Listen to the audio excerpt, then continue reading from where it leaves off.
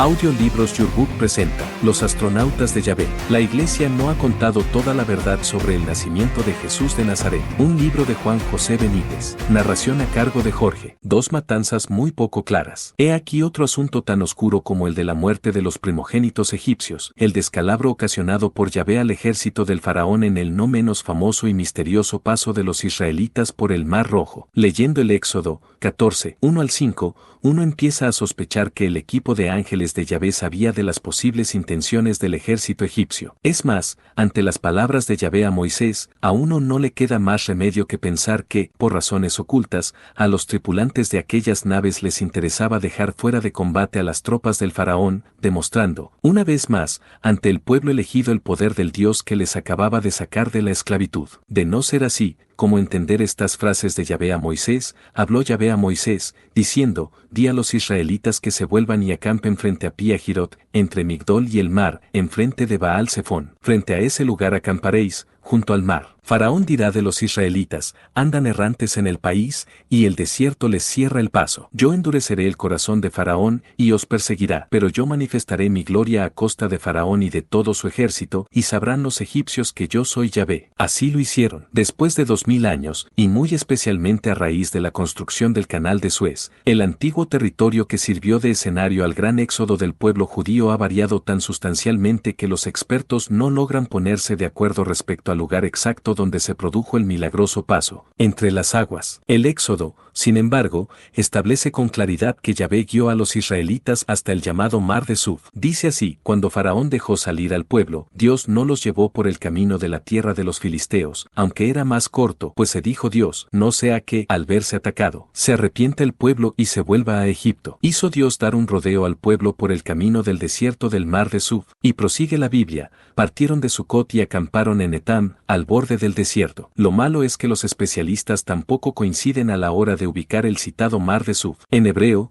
Yam Suf significa Mar de las Cañas. En otras ocasiones, esta palabra ha sido traducida también como Mar Rojo. Y el caso es que si uno repasa los libros sagrados observa cómo se habla, en repetidas ocasiones, del Mar de los Juncales o Mar de los Cañaverales. En Josué, por ejemplo, se dice en su capítulo 2,10, porque nos hemos enterado de cómo Yahvé secó las aguas del Mar de las Cañas delante de vosotros a vuestra salida de Egipto. Hoy sabemos, sin embargo, que no crecen cañaverales en las orillas del Mar Rojo. Este mar al que hace alusión la Biblia debió existir en verdad, pero al norte de lo que hoy es el Golfo de Suez. La construcción del Gran Canal, como digo, y el paso del tiempo, han borrado por completo la vieja fisonomía de aquel territorio. Nada se sabe, por ejemplo, del lago Baya, situado al sur de la ruta de los filisteos. También ha desaparecido. Según consta en los archivos egipcios, en tiempos de Ramsés II, el Golfo de Suez estaba comunicado con los lagos amargos, y estas ramificaciones, en su mayoría pantanosas, llegaban, incluso, hasta el lago Tinsa, el lago de los cocodrilos. Cabe entonces la posibilidad de que la Biblia se refiera precisamente a esta zona pantanosa cuando habla del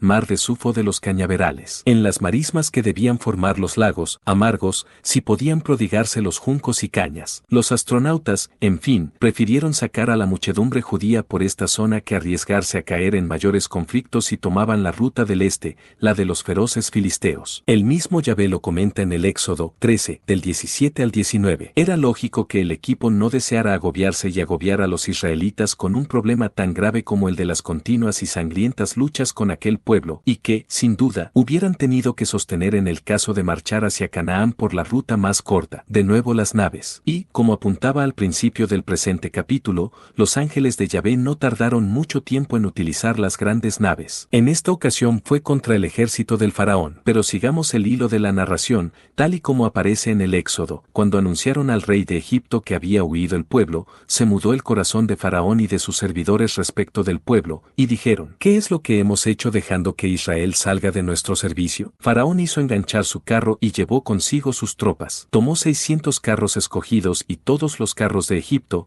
montados por sus combatientes. Endureció Yahvé el corazón de Faraón, rey de Egipto, el cual persiguió a los israelitas, pero los israelitas salieron con la mano alzada. Los egipcios egipcios los persiguieron, todos los caballos, los carros de Faraón, con la gente de los carros y su ejército, y les dieron alcance mientras acampaban junto al mar, cerca de Pi-hahirot, frente a Baal-Zephón. Al acercarse Faraón, los israelitas alzaron sus ojos, y viendo que los egipcios marchaban tras ellos, temieron mucho los israelitas y clamaron a Yahvé. Y dijeron a Moisés, ¿acaso no había sepulturas en Egipto para que nos hayas traído a morir en el desierto? ¿Qué has hecho con nosotros sacándonos de Egipto? ¿No te dijimos claramente en Egipto, déjanos en paz, queremos servir a los egipcios? Porque mejor nos es servir a los egipcios que morir en el desierto. Contestó Moisés al pueblo, no temáis, estad firmes y veréis la salvación que Yahvé os otorgará en este día, pues los egipcios que ahora veis, no los volveréis a ver nunca jamás. Yahvé peleará por vosotros, que vosotros no tendréis que preocuparos. Paso del mar. Dijo Yahvé a Moisés, ¿por qué sigues clamando a mí? Di a los israelitas que se pongan en marcha. Y tú, alza tu cayado, extiende tu mano sobre el mar y divídelo, para que los israelitas entren en medio del mar a pie enjuto. Que yo voy a endurecer el corazón de los egipcios para que los persigan, y me cubriré de gloria a costa de Faraón y de todo su ejército, de sus carros y de los guerreros de los carros. Sabrán los egipcios que yo soy Yahvé, cuando me haya cubierto de gloria a costa de Faraón, de sus carros y de sus jinetes. Se puso en marcha el ángel de Yahvé que iba al frente del ejército de Israel, y pasó a la retaguardia. También la columna de nube de delante se desplazó de allí y se colocó detrás, poniéndose entre el campamento de los egipcios y el campamento de los israelitas. La nube era tenebrosa y transcurrió la noche sin que pudieran trabar contacto unos con otros en toda la noche. Moisés extendió su mano sobre el mar, y Yahvé hizo soplar durante toda la noche un fuerte viento del este que secó el mar, y se dividieron las aguas. Los israelitas entraron en medio del mar a pie enjuto, mientras que las aguas formaban muralla a derecha e izquierda. Los egipcios se lanzaron en su persecución, entrando tras ellos, en medio del mar, todos los caballos de Faraón y los carros con sus guerreros. Llegada la vigilia matutina, miró Yahvé desde la columna de fuego y humo hacia el ejército de los egipcios y sembró la confusión en el ejército egipcio. Trastornó las ruedas de sus carros, que no podían avanzar sino con gran dificultad. Y exclamaron los egipcios, huyamos ante Israel, porque Yahvé pelea por ellos contra los egipcios. Yahvé dijo a Moisés, extiende tu mano sobre el mar, y las aguas volverán sobre los egipcios, sobre sus carros y sobre los guerreros de los carros. Extendió Moisés su mano sobre el mar, y al rayar el alba volvió el mar a su lecho, de modo que los egipcios, al querer huir, se vieron frente a las aguas. Así precipitó Yahvé a los egipcios en medio del mar, pues al retroceder las aguas cubrieron los carros y a su gente, a todo el ejército de Faraón, que había entrado en el mar para perseguirlos, no escapó ni uno siquiera. Mas los israelitas pasaron a pie enjuto por en medio del mar, mientras las aguas hacían muralla a derecha e izquierda. Aquel día salvó Yahvé a Israel del poder de los egipcios, e Israel vio a los egipcios muertos a orillas del mar. Y viendo Israel la mano fuerte que Yahvé había desplegado contra los egipcios, temió el pueblo a Yahvé, y creyeron en Yahvé y en Moisés, su siervo. El milagro. Pocos relatos adquieren un brillo tan fascinante como el que acabamos de leer en la Biblia. ¿Qué fue lo que ocurrió realmente en el mar de los cañaverales? Si consideramos el Éxodo, los egipcios fueron engullidos por el mar. Si, en cambio, consultamos el libro de Josué, la versión varía. Dice este último texto sagrado, ya sé que Yahvé os ha dado la tierra, dice el capítulo 2,9, que nos habéis aterrorizado y que todos los habitantes de esta región han temblado ante vosotros, porque nos hemos enterado de cómo Yahvé secó las aguas del mar de Suf delante de vosotros a vuestra salida de Egipto. Y más adelante, en el mismo libro, 24, del 6 al 8, Josué especifica, saqué a vuestros padres de Egipto y llegasteis al mar. Los egipcios persiguieron a vuestros padres con los carros y sus guerreros hasta el mar de Suf. Clamaron entonces a Yahvé, el cual tendió unas densas nieblas entre vosotros y los egipcios, e hizo volver sobre ellos el mar, que los cubrió. Es evidente que el equipo de ángeles o astronautas se vio obligado a desplegar una vez más su poderosa tecnología, su gloria, en pro de un doble objetivo: poner a salvo al pueblo judío y dejar fuera de combate al ejército egipcio. Con ello se iba a lograr un relativo periodo de calma en el inminente peregrinar por el desierto y, como así fue, en efecto, un también provisional sometimiento, por temor,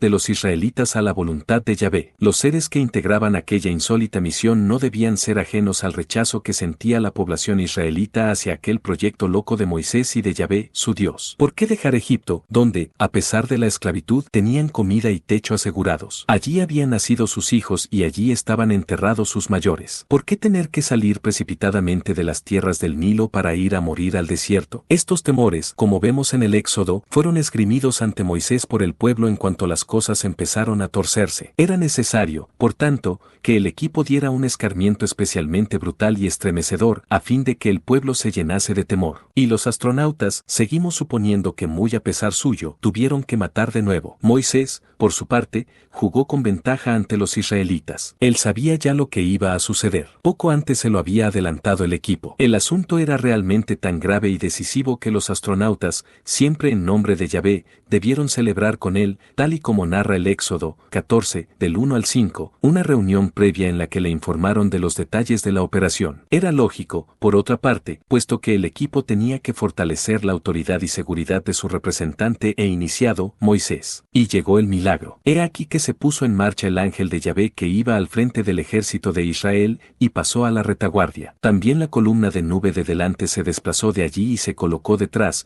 poniéndose entre el campamento de los egipcios y el campamento de los israelitas. La precisión del relato es total. Tal y como interpreto yo los conceptos ángel de Yahvé y columna de nube, e insisto por enésima vez en el carácter absolutamente personal de dicha interpretación, el Éxodo nos está diciendo cómo los israelitas vieron el súbito cambio de posición de, al menos, dos naves. La columna de nube o nave nodriza dejó la vanguardia y se situó justamente detrás del campamento judío. Y otro tanto hizo el ángel de Yahvé. Para los israelitas, como he referido ya en otros pasajes, tenía que resultar muy difícil establecer una clara diferenciación entre los ángeles y sus naves. Todo venía a ser una única cosa, un único concepto, una única realidad, el ángel de Yahvé o la gloria de Yahvé. Lo que parece probable es que existiera una diferencia en la forma y dimensiones de ambas naves. De lo contrario, el Éxodo hubiera hablado de dos columnas de nube o de un solo ángel de Yahvé. La especificación, sin embargo, es contundente. Primero, se puso en marcha el ángel de Yahvé, después, la columna de nube, y hasta cierto punto, también el orden en los movimientos de las naves es lógico. Cualquier estratega militar envía primero sus exploradores o vehículos más pequeños y ligeros a explorar o reconocer el terreno y la situación. Después, llega el grueso del ejército, la poderosa y gigantesca nodriza o columna de nube. Estos primeros movimientos del equipo se desarrollaron naturalmente durante el día. Al caer la noche, el Éxodo afirma que la nube era tenebrosa y que transcurrió la noche sin que pudieran trabar contacto unos con otros en toda la noche. La nueva definición de nube tenebrosa encaja igualmente con absoluta precisión en las actuales descripciones de aquellas naves madres que han sido vistas durante la noche. En uno de los últimos casos que pude investigar sobre naves nodrizas, precisamente en el País Vasco, los testigos, vecinos del pueblo vizcaíno de Castillo y Elejabeitia, me aseguraron que aquel objeto con forma de cigarro era tan descomunal que algunos de los testigos creyeron que llegaba el fin del mundo. Las dimensiones del gigantesco ovni, según cálculos de triangulación, puesto que fue visto simultáneamente desde la capital de Santander, nos dejaron perplejos. Aquel aparato monstruoso pasaba de los 750 metros de longitud, y no es tampoco de los más grandes. ¿Qué impresión podía producir entonces a los israelitas una de estas naves, con forma o apariencia de columna de nube, a tan baja altura? Y no olvidemos que el aspecto de nube podía proceder de un perfecto camuflaje, tal y como ya vimos en casos actuales de ovnis. Está igualmente claro que los astronautas dejaron pasar la noche. Para una operación como la que estaba a punto de abrirse, la luz del día resultaba poco menos que esencial. Pero las naves no perdieron el tiempo. Y dice el Éxodo que Yahvé hizo soplar durante toda la noche un fuerte viento del este que secó el mar y se dividieron las aguas. Es posible que las naves provocaran una corriente de aire tan fuerte y prolongada que parte de las aguas del mar de Sufo de las Cañas sufriera un anormal retroceso, quedando al descubierto y en seco, por tanto, un canal o paso previsto para la salida de emergencia del pueblo elegido. Y el Éxodo sigue entrando en detalles. Los israelitas entraron en medio del mar a pie enjuto, mientras que las aguas formaban muralla a derecha e izquierda. Entrar a pie enjuto puede significar sin mojarse o con facilidad. En cuanto a la muralla de agua, aquí la cosa se complica considerablemente. Ni siquiera los exégetas se ponen de acuerdo en este punto. Mientras unos aseguran que los israelitas pasaron el mar entre esas dos murallas de agua,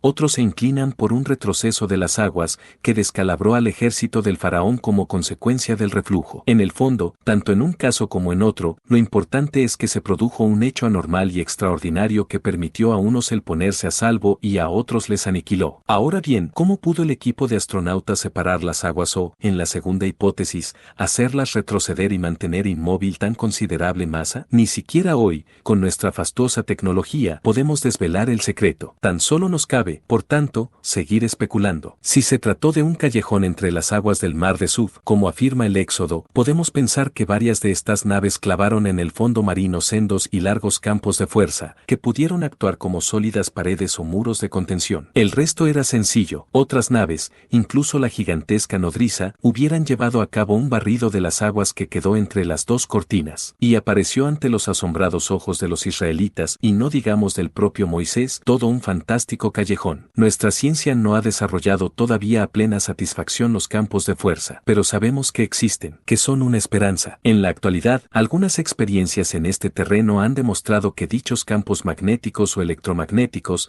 a pesar de ser invisibles, gozan de una estructura física concreta, y pueden ser tan impenetrables como una plancha de plomo. En la casi totalidad de los casos ovni que se registran hoy en el planeta, aparecen efectos directa o indirectamente provocados por los respectivos campos magnéticos o electromagnéticos de estas naves. Cuando uno de estos objetos se aproxima a automóviles, barcos, aviones o instalaciones eléctricas, las luces se apagan, las baterías se descargan, las ondas de radio o televisión sufren interferencias y los sistemas electrónicos, brújulas, etc., quedan bloqueados o enloquecidos. Es un hecho comprobado, en fin, que los ovnis se rodean o desprenden determinados campos de fuerza. ¿Por qué no imaginar, por tanto, que aquellas naves pudieran utilizar dichos campos magnéticos puesto que, sin duda, los conocían y los tenían al alcance de su mano? Unas densas nieblas. Si nos inclinamos por la segunda teoría, el retroceso de las aguas y el posterior reflujo de las mismas, el asunto se hace más difícil. En este caso, quizá los astronautas eligieron un determinado sector del mar de los cañaverales y mediante un procedimiento que ni siquiera sospechamos, empujaron las aguas en una determinada dirección acumulándolas como si se tratase de una presa. Una vez desalojado el campamento,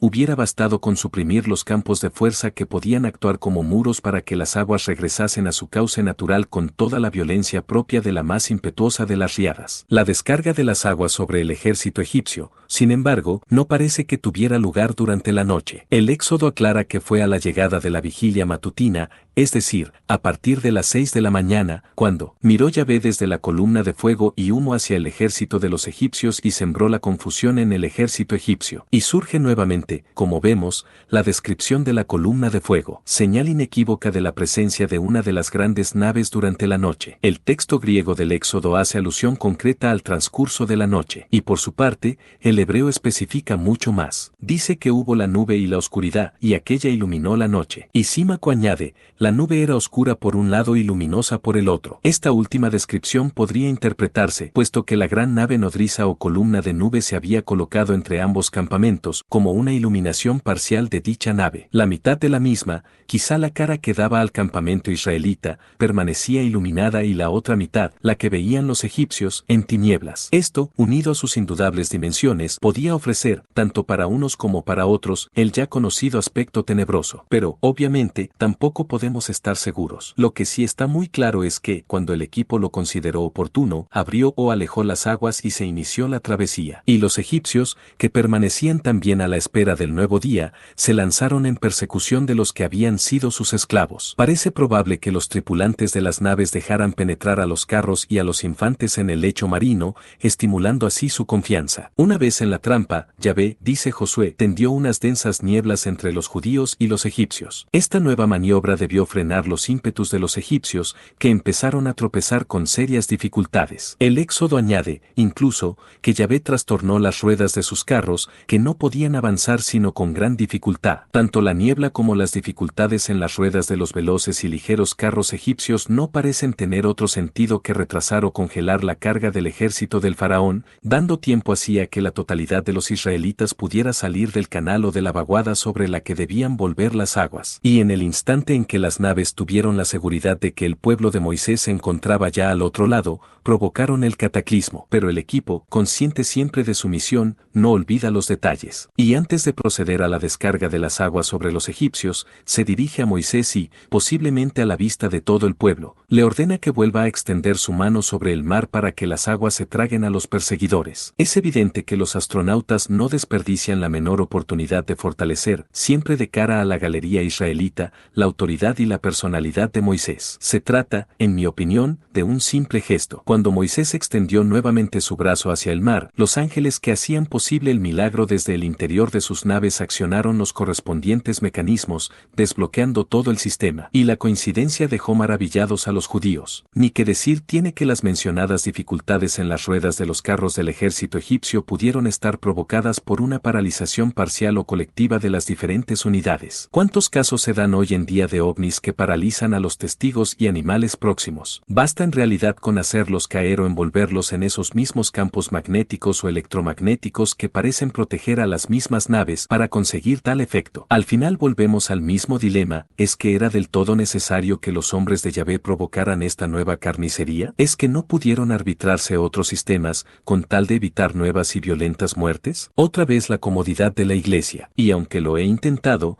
me resisto a seguir adelante y pasar por alto la interpretación de algunos autores modernos sobre el milagro del paso del mar de los juncos. En el comentario bíblico San Jerónimo, por ejemplo, dirigido por especialistas tan sonados como Raymond Brown, del Union Theological Seminary de Nueva York, Joseph A. Fitzmyer, S.J., de la Fordham University de Nueva York y Roland Murphy de la Duke University, se cierra el asunto con la siguiente frase: la providencia divina se sirvió en esta ocasión de una serie de fenómenos naturales. Y para terminar de sacudirse la responsabilidad, apuntalan la afirmación con el siguiente comentario: el hecho no es único en la historia. Las fuentes clásicas nos dicen que el viento hizo retroceder el agua de la laguna y así pudo Escipión capturar Cartago Nova. El mismo texto bíblico nos informa del papel que desempeñó el viento, facilitando a los hebreos el cruce de las superficiales aguas del mar de las Cañas. En mi opinión, descargar la posible explicación del hecho en los elementos y fenómenos de la naturaleza es caer nuevamente en lo fácil, en lo cómodo. Con esta postura,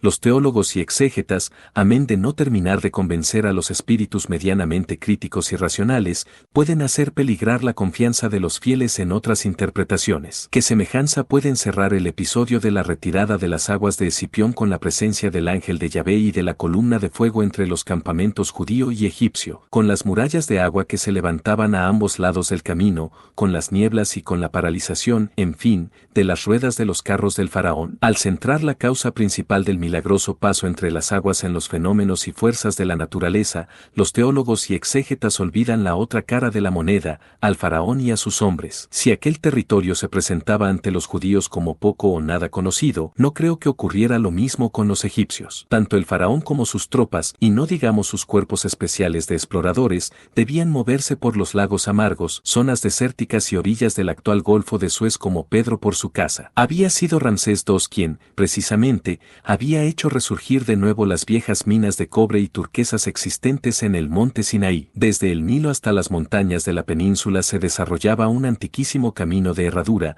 con una antigüedad de 3000 años antes de Cristo, por el que habían circulado siempre interminables columnas de trabajadores y esclavos. Estas minas habían sido abandonadas en varias ocasiones y ahora en la época del éxodo judío prácticamente habían sido puestas de nuevo en explotación. Si en aquella zona semilacustre y pantanosa del mar de Suf se producían fenómenos extraños, propios de la naturaleza, cosa que dudo, el pueblo egipcio tenía que conocerlos y mucho mejor, por supuesto, que el judío. ¿Por qué el faraón iba a caer en la trampa de uno de estos fenómenos naturales, como apuntan los teólogos, si él y sus guerreros sabían de su alcance y peligrosidad? Tuvo que ser otra cosa, insisto, lo que provocó la masacre. Algo tan insólito y fuera de lo común que jamás hubiera pasado por la mente de los egipcios. Y tampoco comparto el criterio de los exégetas católicos al exponer que el viento facilitó a los hebreos el cruce de las superficiales aguas aguas del mar de las cañas. Es posible que en determinadas zonas y canales del mar de las algas o de los juncos, la profundidad de las aguas no fuera excesiva,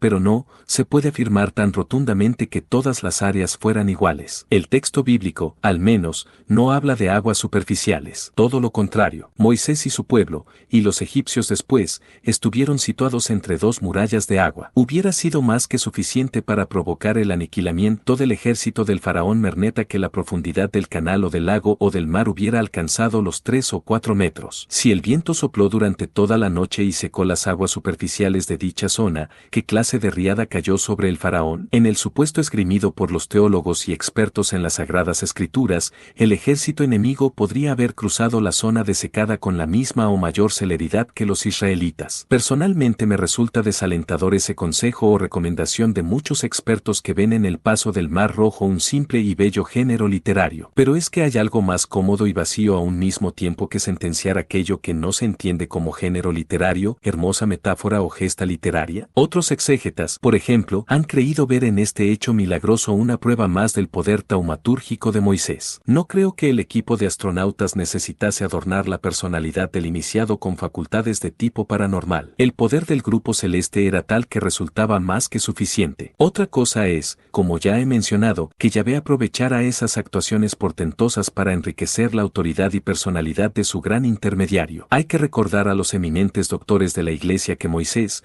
aceptando la posibilidad de que hubiera sido entrenado o iniciado por Yahvé, subió a la cumbre del Sinaí mucho tiempo después del paso del Mar Rojo. Tal y como comenté en capítulos anteriores, es posible que en aquellos 40 días y 40 noches, los astronautas informaran a Moisés de sus planes y despertaran en él. Todo es posible. Las facultades taumatúrgicas a que se refieren los exégetas. Pero todo esto, como relata el Éxodo, fue posterior. Y yo vuelvo a preguntarme, ¿es que atribuir el milagro del paso de Moisés y sus hombres por el mar de los juncos a una elevadísima tecnología, precisamente al servicio de los planes divinos, resta o suma belleza y trascendencia a ese gran Dios?